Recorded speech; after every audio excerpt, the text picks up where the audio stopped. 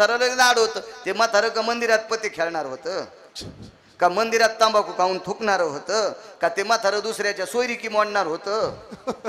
काही काय म्हाताऱ्याला लय नाद. बापा बापा बापा गावात सतरंजा जमा केल्या, गाद्या जमा केल्या. आता कोणाची ते सोयरीका असल्या इतक्या गाद्या नसतात ना. मग त्या गाद्या जमा केल्या, सतरंजा जमा केल्या, बेडशीट जमा केले, तके जमा केले. विचारलं काय रे? ते म्हातारं संडासचं डबकं हातात, काठी गिठी. काय रे काय? काय नाही म्हणे, अमक्याच्या पोराला पाहुणे पाहिले याची तर आणि त्याचं अंधारात जमलेले आणि काय नाही ते आज काय नाही सुपारीच फुटणारे. बर बर बर बर बर बर बर बर बर बर ते पोरीला हो ते काय असेल ते. बर बर काय हुंडा द्याला रे? 35 लाख आले तुम्ही. यानं मागितले होते का? नाही नाही त्याने मनन दिले आणि 40 तोळे सोनं दिले. बापा बापा बापा म्हाताऱ्याची कायमची संडास गेली. आणि गावात जिकून गाड्या येतात का? आपल्याकडून लाल मातीला येतात ना फकरू महाराज वरून. तुम्हाला माहिती आहे ना रामजी काळे महाराज माहिती आहे. करोलीकर तुमची तर सासरवाडीची तुम्हाला माहित असं हाय उतारते असं. लाल माती पशी ते वरी गेलं डबं घेऊन आणि तिकून गाड्या आल्या. राम राम डबं पड खाली. असे दोन्ही हात केले होते पडन खाली. म्हणले राम राम राम राम राम राम राम. काय कुठं गंगथडीचे येत आम्ही. बर बर बर बर बर बर काय काय बर. याच्यात पोरीचा बाप कोणता आहे? तर ते पोरीचा बाप जीपच्या माग फालक्यावर बसलेलं होतं आणि फुगीर सोसायटीची भावकी कॅबिन मध्ये तांब्यात इस्तू टाकून टोपीच्या घड्या करणार. ते तिकडं पुढं कॅबिन मध्ये आणि ते पोरीचं बाप माग होतं फालक्यावर बसलेलं जीपच्या. जागा नव्हती चट भावकी कोचली मधात आणि ते तिथं बसलेलं होतं. बर बर बर पोरीचे बाप तुम्ही आहेत का? चुलता हे बर बर काय हुंडा द्याला? काही नाही म्हणले आम्हाला पाहुण्याने मागितलं नाही. तुमच्या गावचे चांगले माणसं आहेत आम्ही मनानच 35 लाख देऊ. कायद्याच्या चौकटीत हुंडा बसत नाही ना. कायद्याच्या चौकटीत हुंडा मागणं गुन्हा आहे हो. आणि मग म्हणले हे 35 लाख द्याला आणि 40 तोळे सोनं देऊ. पोरग एकटंच हे जमीन लय मोठी आहे आणि पोरीला पोरगच समजित होत. हे पोरग झालं असतं तर जमिनीचे 2 तुकडे झाले असते. मग काय त्याच्यामुळं 30-35 लाख हुंडा द्याला आणि 40 तोळे सोनं दिलं. तर हे म्हणलं काय पाहून दिलं बाबा? ते म्हणले काय म्हणजे आपण कशाला बोलावं देवाला डोळे माणसं आंधळे. गेल्या जीपा वापस गेल्या जीपा वापस. असे काही सोयरीक मोडे पण डंगर हो यायचे तारानं पाय बांधून पुरात टाका. माणसाने नाही टाकले तरी यम टाकतोच त्याचे पाय बांधून. असे काय पते खेळतीन, गुटखे खातीन, तंबाखू खातीन हो. काय कोणाला त्रास देतील काय येड्यावानी काम. शिस्तीत राहिलं पाहिजे. ज्या मथाऱ्याच्या पुढून जर सून जाताना पदर घेत असेल मग काय अडवतं पदरायचं. सासऱ्याच्या पुढून सून पदर घेऊन जात असेल तर सासऱ्यानं बैठकीत मुकाट्या मेलं पाहिजे.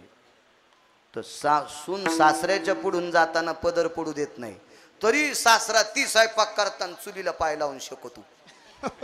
हिनं पेटलेली धिलपी त्याच्या तोंडात हातोड्यानं ठोकली पाहिजे. हातोड्यानं ठोकली पाहिजे. भंगिऱ्या कुठला हा ती तुया पुढून जाताना पदर पडू देत नाही. भाकरी करताना चुलीला पाय लावी तू हाणायला पाहिजे तुला बेताच्या काठीनं. विठाला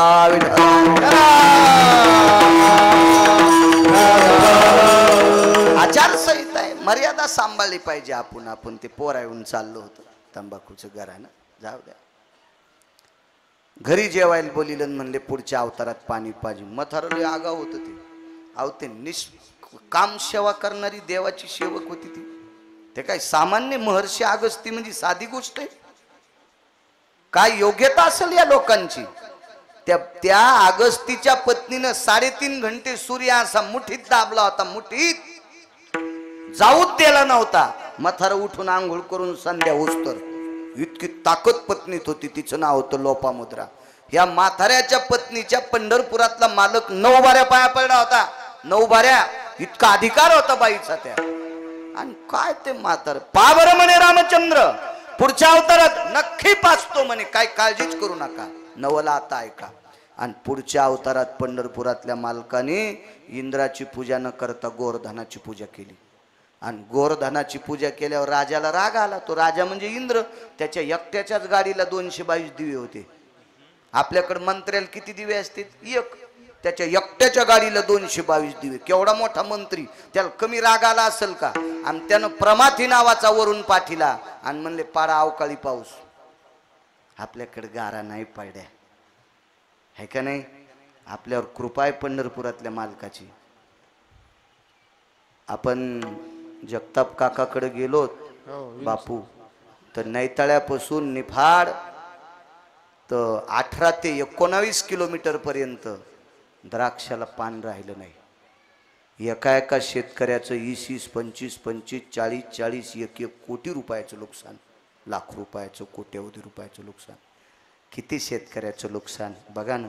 त्या गारा पडल्यावर किती किती नुकसान. हो, आळंदीच्या वारीला उद्या जा. आपल्याला वारी पुरत्या तुरी दिल्यात देवानं.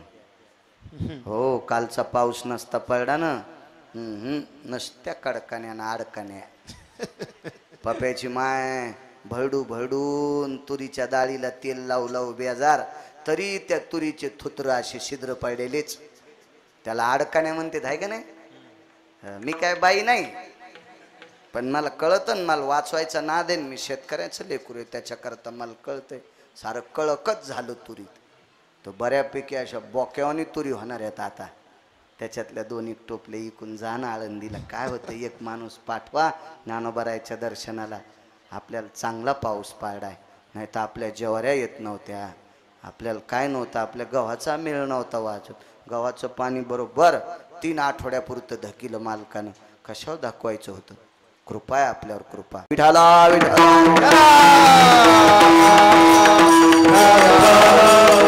गावकरी मंडळी 1 वाजून गेला. राजू सांगा ना बंद कर गिरगावकर म्हणून. तू मोठा झाल्यावर लग्न करणार ना? काय गोड हस तू. गुदगुल्यात झाल्या लग्न करीन म्हणल्यावर आहे का नाही? भेटन तुला, कीर्तनात शब्द दिलाय, भेटन बायको तुला, ताण घेऊ नको. लग्न करशील ना पण? हो हो म्हणलं. कॅमेऱ्यावाले फिरवार त्याच्याकडे. बर, एका डोळ्यानं पोरगी आंधळी असल्यावर करशील का? पहा कसा उचल्या आहेत. हो, तिच्या बापान 40 एकर जमीन दिल्यावर हो, मग तिचा संडासचा तांब्या पण तूच घेशील नाही का? काय पोरग हुशार रे लखने. आम्ही हुशार नव्हतो तर आमच्या लग्नाच्या टायमाला.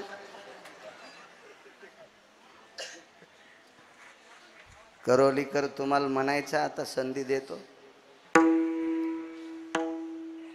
हे पोरग सावळी पोरगी करीत नाही म्हणलं, एका डोळ्यानं अंध पोरगी करीत नाही म्हणलं, बापान 40 एकर रान दिल्यावर करतो म्हणलं. बरं, पाल तुम्ही होते की नाही साक्षीला?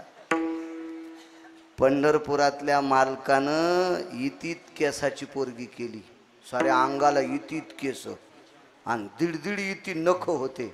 आस्वलीन केली, आस्वलीन. हे नवल नाही का? म्हणून नवल केवळ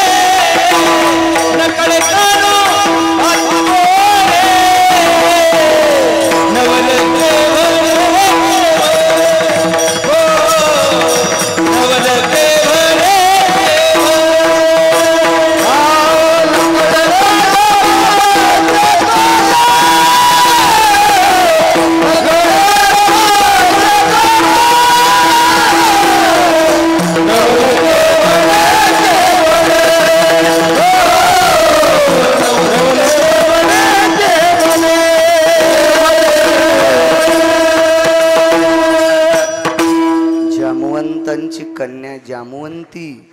पंढरपुरातल्या मालकाला 16,107 पत्न्या लक्ष्मीसह तरी पण जामवंतीशी लग्न केलं. सामान्य क्रांती नाही. आपल्याला तर उंची बरोबरीची लागते, रंगही गोरा लागतो. हो, तीन वाटेल ते कामं केलं पाहिजे. सुमळ्या तुला हाणायला पाहिजे. इतक्या अपेक्षा करतो, इतक्या अपेक्षा. काय केली विटेवरच्या मालकानं अपेक्षा? सगळी मातीत घातली आणि क्रांती केली. ऋषी सोबत लग्न केलं. नवल केवडे केवडे नकळे कानोबाचे कोडे विठोबार फुमाये.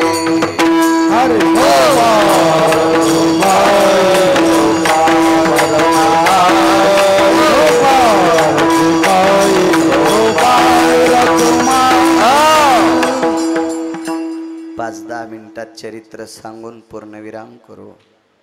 ब्रह्मांडाचा मालक मथुरेत जन्माला आले. नंदाच्या घराला मजनी गोकुळाला. मला घेऊन जा, तिथे मायेचा जन्म झालाय. मला तिथे ठेवा आणि माया घेऊन या. उचलीला कमलापती पायीची बंधने गळते. उचलल्याबरोबर त्या बेड्या बंधन गळून गेले. ब्रह्मांडाच्या मालकाला सुपात ठेवलं. कारण मथुरेतनं गोकुळात भगवान सुपात आले. म्हणून आपल्याकडं जर खरोखर शांतीवर पोरग आला असेल, ज्येष्ठ असेल, मूळ असेल, तर त्याच्या शांतीच्या वेळेला सूप लागत असतं. हे 27 वर्षापूर्वी मला माहीत होतं. आता काय मी ते करीत नाही काम, पण ते त्यावेळचं माझ्या मेमरी कार्डावर डाटा झालेला आहे. त्या सुपात जगाच्या मालकाला घेतलं, पितांबर झाकला देवकीचा फाडून आणि भगवंताला उचललं. देवकीनं पाय धरले. मला दाखवा ना एकदा. प्रेम होतो. 6 मारले होते भावानं. साही मारी दुराचारी. वसुदेवानं सांगितलं, देवकी रडू नकोस. आपल्या देखता 6 मारले, एक पोटात गळून गेला. जिराला तो गर्भ, याला कुठंतरी लपू दे ग. देवकी आई साहेब रडत होत्या, पण वसुदेव रडत नव्हते. तुम्हाला सांगतो, दुःख पचवायची ताकद ज्ञानात असते. माझ्या इथं बसलेल्या पवित्र महाराष्ट्राच्या मातीतल्या कौसडी गावातील असतील किंवा इथल्या पाहुण्या असतील किंवा परिसरातल्या मावल्या असतील, तुमच्या चपला सगट पाया पडतो, मूर्ख बाईपाशी रड जाऊ नका. नालायक बाईला आपलं दुःख सांग जाऊ नका. हो, काही माणसं दुःख रडून ऐकतात आणि 6 नळ्यानं तिकडे पेरीत येत. बरं झालं, लय शहाणपणा करीत होती म्हणून सुनानं झटका द्याला. चांगली तिंबाळली सुनानं. अशा काही काही नालायक असतात. अशापशी काही काही बायका दिसायला बायका, पण अवताराच्या मांजराच्या. सुनान स्वयंपाक कर म्हणलं तर करायची नाही आणि शेजारीन चपात्या करताना तिला उंडे करून देती. अशा काही घर हुंग्या ह्या मांजराच्या वंशाच्या बायका असतात. तुम्हाला सांगू का, माणसं सुद्धा बैल होते ना. आयुष्यभर काम करतो, बँकेत कोटीन धोत्राल गाठी. हो, दात घासीत शेजाऱ्याकडे जातो. घरी क्विंटलान सोयाबीन झालंय, 100-200 क्विंटल, पण घरचा चहा पेत नाही, बाहेरचा पेतो. तशात थाप्या लावतो. हे पण बैलच ना. कुठं पोरं याच्या अंगावर तर चट काढून घेणार आहेत. माणसं पण अशी बैलावानी असतात ना. तुम्हाला सांगू का, काबार कष्ट करतून त्याचा उपभोग घेत नाही त्याला बैल म्हणायचं. कुंटालानं जवळ असताना उष्ट खातू त्याला कुत्र म्हणायचं. सगळं घरी असताना दुसऱ्याचं हापकून खातू त्याला लांडग म्हणायचं. पुरावा आहे त्याच्यासाठी. आपल्या वागण्याहून त्याचा भोग कळत असतो. मालकांचा पुरावा आहे. असो, म्हणून बावल्यांना सांगतो, नालायक बाई आपल्याकडे आली ना, तिच्यापाशी सासूचं घरानं करायचं नाही. काय करणार आहे त्या बाईपाशी रडता? जिला तुम्ही मै सासू खराब म्हणता, तिनं तिन्ही सुना आडात ढकलून देऊन मारल्यात. आणि तिला तुम्ही तुमच्या सासूचं घरानं सांगत असते. तोय तिनं सुना फुकून देऊन मारल्यात आणि तिला तुम्ही घरानं सांगितल्यावर तुमचं काय दूर करते? नाही, रडायचं नाही. देवकीला सांगितलं, देवकी दगडाच्या भिंतीला पाहून रडू नकोस. हे पोटासाठी बेजार असणारे राक्षस आहेत. हे रक्षपाल, हे नौकर आहेत कंसाचे. त्या पोटानं बेजार येते आणि यायच्या पशी रडून तो काय फायदा होणार आहे? या बंदी शाळेच्या भिंतीचे दगड निर्जीव आहेत, इथं रडून काय फायदा आहे? दुःख पचव. दुःख पचवण्याची ताकद ज्ञानात असते. म्हणून नामदेवराय एक पुरावा सांगतात, धन्य त्याचे ज्ञान न करीच शोक, धन्य त्याचे ज्ञान न करीच शोक,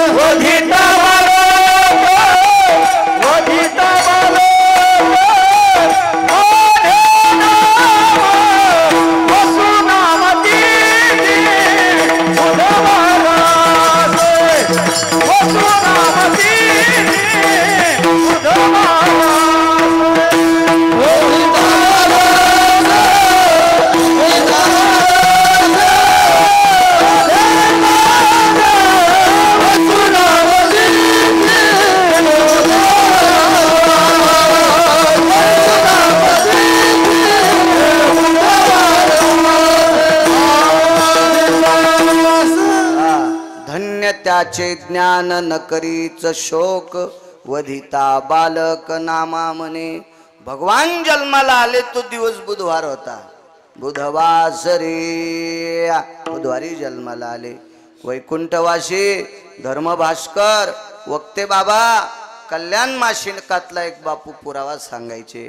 त्या कल्याण मासिक म्हणजे फार श्रेष्ठ मासिक होतं. त्याच्यातले जे वाक्य होते ते अत्यंत गोड हिताचे होते, आपल्या फायद्याचे होते. आता ते मासिक चालू आहे का बंद आहे मला काय माहित नाही, पण वक्ते बाबा पंढरपूरला प्रवचनात निर्वाळा ऐकिला. आपल्या घरातल्या गायी, दारातल्या गोठ्यातल्या गायी जर व्यवस्थित खोडीला असतील तर बुधवारी मंगळवारी संध्याकाळी दही लावायचं आणि बुधवारी सकाळी रही लावून एक छोटासा एवढं सुपारी इतकं लोणी, त्याच्यावर तुळशीचं पान ठेवायचं आणि खडी साखरेचा बारीकसा खडा त्याच्यावर टाकायचा आणि आपल्या देव्हाऱ्यात जो रंगनाथ असतो का, रंगनाथ लंगडा देव म्हणते त्याला, त्या रंगनाथाला सकाळी स्नान करून पहाटे बुधवारी नैवेद्य अर्पण करायचा. गाईच्या खोडी जात्यात. हो, आपण सोपं करीत नाहीत. याची दोरी आण, त्याचा गांडा आण आणि त्या जंगळलेल्याच्या गंड्यान काय होतंय? ते सोमवारी मासे खाते आणि त्याच्या गंड्यान गाय नीट होत असती वय त्या जंगळलेल्याच्यानं. आपले उपाय कर जा, आपले आपले शास्त्र आहे त्याच्या पाठीमाग. गायीविषयी प्रेम ठेव जा, फार मोठी ताकद हे गायीत.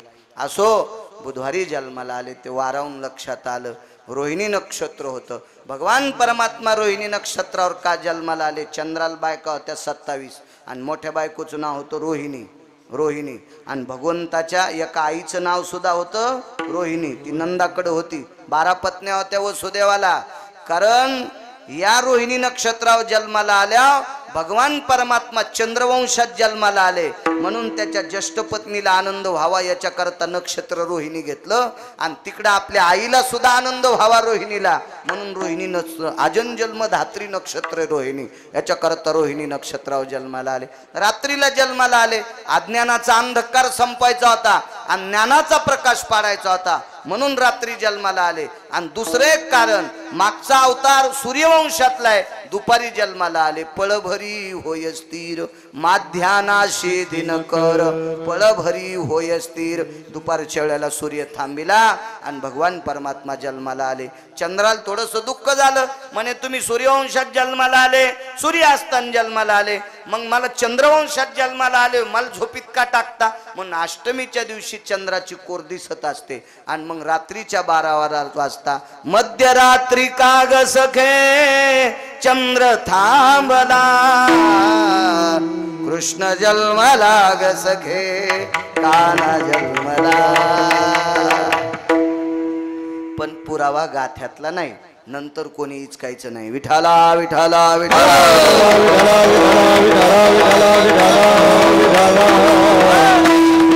आनंद वाटाव. रात्री जन्माला आले आणि सांगितलं मला घेऊन जाय, राहू दे. मग लपवा लपवा जग जेटी उचललं तर बाहेर पाऊस पडत होता. तो पाऊस पावण्याचा नव्हता, अमृताचा होता. शेषाल राग आला वरती, छायाधरी शेष, यमुना तुडुंब भरलेली होती, त्याच्यात प्रवेश केला आणि यमुनेला स्वतःहून देवाने सांगितलं होतं पाणी वाढवा. त्याचं कारण सांगू तुम्हाला. आईनं शोक केलता. 7व्या अवतारात आई बी रडली आणि वडीलही रडले. म्हणजे दशरथ राजा सुद्धा रडले होते आणि कौशल्याही रडली. पण 8व्या अवतारात एकटीच देवकी माता रडली. माझे वसुदेव बाबा नाही रडले. मग बाबाचं माझ्यावर प्रेम नाही का हे बघण्यासाठी पाणी वाढलं. तर पाणी तोंडात जात असताना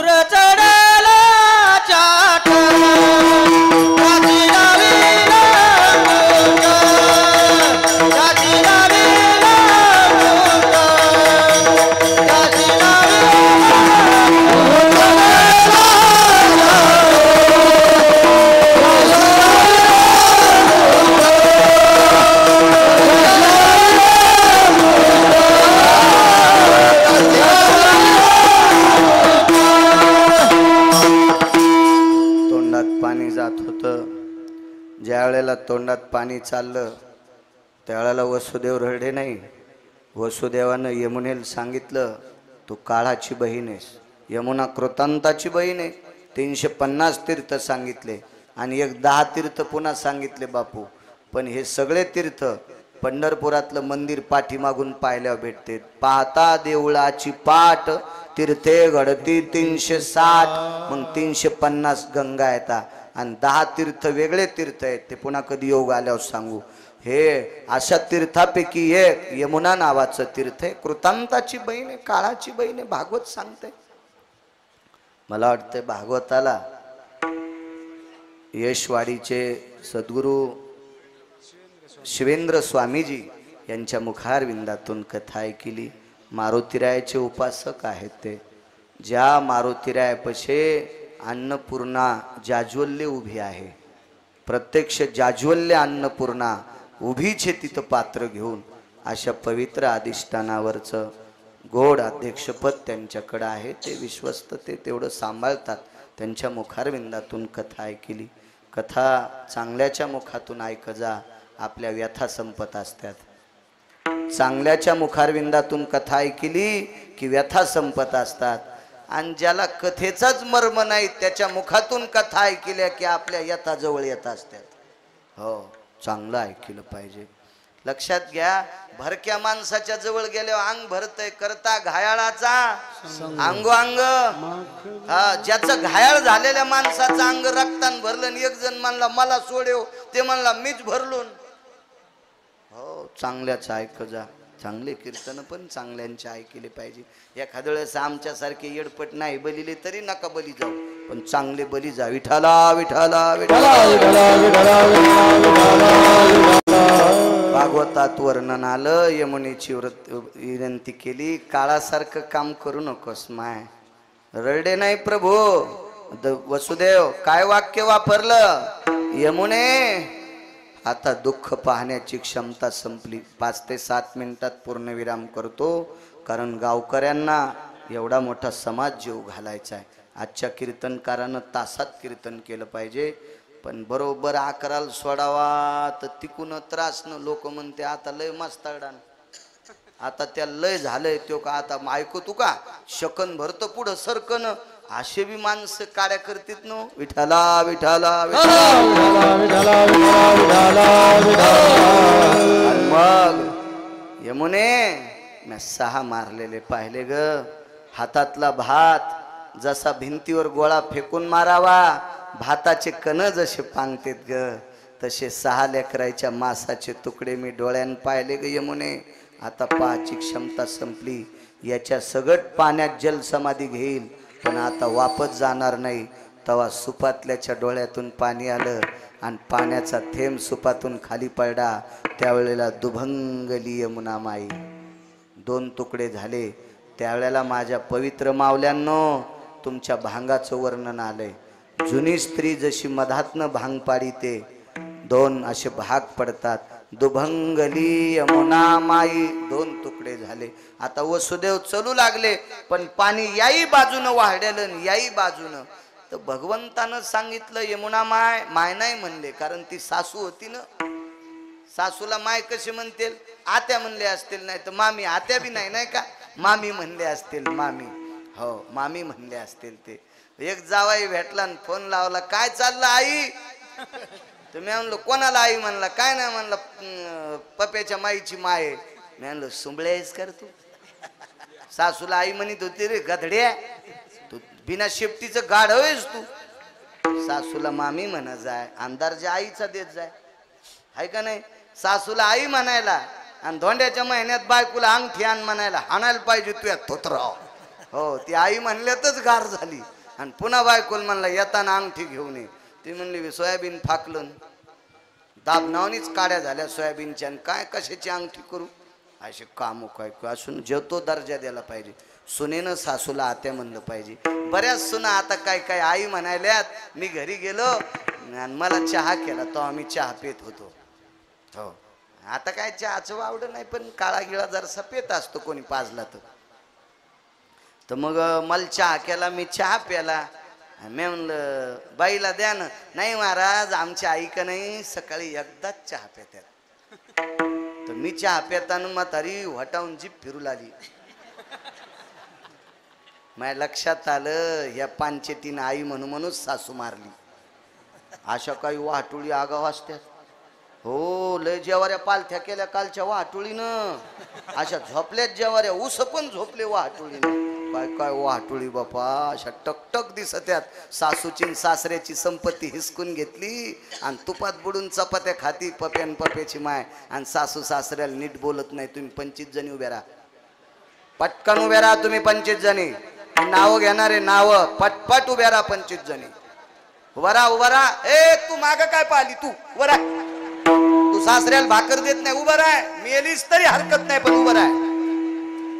पण नाही, जाऊ द्या, एखादी मरायची बापा घाम येऊन, जाऊ द्या जाऊ द्या.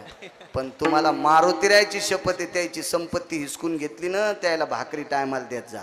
नाही तर यायचं तरी बरं, या म्हाताऱ्याचं इतके तुमचे हाल करतील पोरं, तुम्हाला अशी घंटीच वाजितील, घंटीच. हो, घरातल्या लोकांची नीट सेवा केली म्हणजे सप्ताह सफल झाला समजायचं. 4-5 पोरायनं माळी घातल्या तरी सप्ताह सफल झाला समजायचं. 5-25 बायकानं तंबाखू सोडली तर सप्ताह सफल झाला म्हणायचं. आपल्याला गुण जर नाही आलं तर सगळा खर्च मातीत गेला समजायचं. विठाला विठाला सुनायला राग आला असन, मला काही कळत नाही कोण सासू सासऱ्याला शिव्या देते, ताण घेऊ नका. पण माझ्या माईनो 72च्या दुष्काळात ह्या म्हाताऱ्यानं एक टायमाला खाल्लं. हो, साधे धोत्र घातले, ठेगळाचे लुगडे नेसल्या बायका जुन्या, आणि आपल्या लेकरायला संपत्ती कमवली. त्या लेकरायनं म्हातारपणी मायबापाची सेवा करा राजे. हो, तुमच्यावर पंढरपुरातल्या मालकाची कृपा होईल. एक लक्षात घ्या, आपल्या आजोबा पंजोबाईनं एका टायमाला भाकरी खाल्ल्या, पोटाला कसा आवडला. जर 72च्या दुष्काळात म्हाताऱ्यानं म्हातारी राणीकून गोव्याला नेली असती तर आपली काय फजिती झाली असता याचा विचार करा ना. गुडघ्याला पटका बांधून आपल्या मागच्या बापदाद्यानं 72च्या दुष्काळात सहन केलेत चटके, म्हणून आपल्याला चांगले दिवस पाहायला आलेत. म्हाताऱ्याला त्रास देऊ नका. तुमची पाया पडून विनंती करतो, चपला सगट पाया पडतो.